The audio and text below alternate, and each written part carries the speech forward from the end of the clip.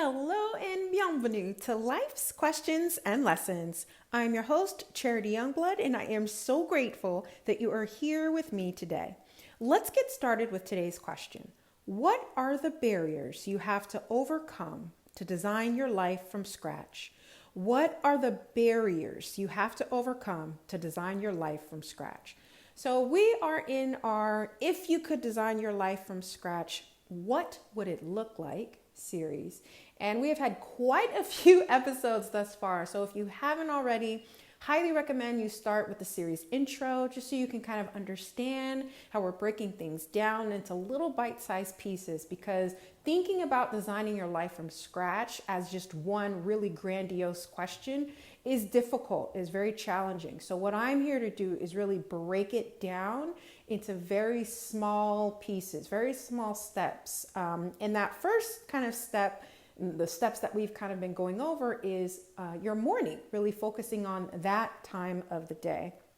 So when I was thinking about today's question and kind of the next wave of what we were going to explore together, one thing that became very clear to me after a conversation actually with my husband is a lot of us are very unaware of the mental and emotional barriers that we have to doing something. Sometimes we think if we can't do something, like we set a goal, perfect example. When is the last time you set a goal for yourself and you didn't do it at all? I don't care if it was to drink more water, if it was to walk outside, if it was to exercise one day of the week. You have set a goal. I know I have. I definitely have set some goals where I was like, nope, not doing that.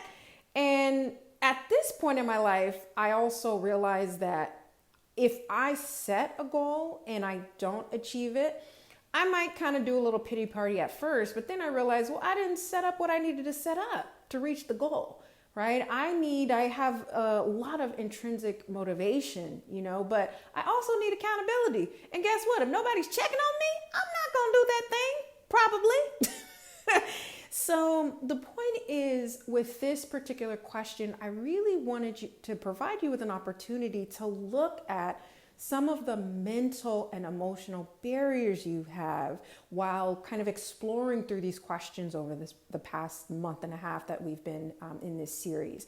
So let's say you were looking at last week's question about the activities that light you up in the morning, and just taking a moment to think about that. Maybe something that really lights you up in the morning is dancing, but you feel like, oh, I just don't have the time. That is a very good example of a mental barrier to doing the thing that you actually want to do. I think out of all of the excuses that we come up with, or if you're feeling really graceful to yourself, the reasons that we come up with is time. I don't have time. I don't have time. I don't have time.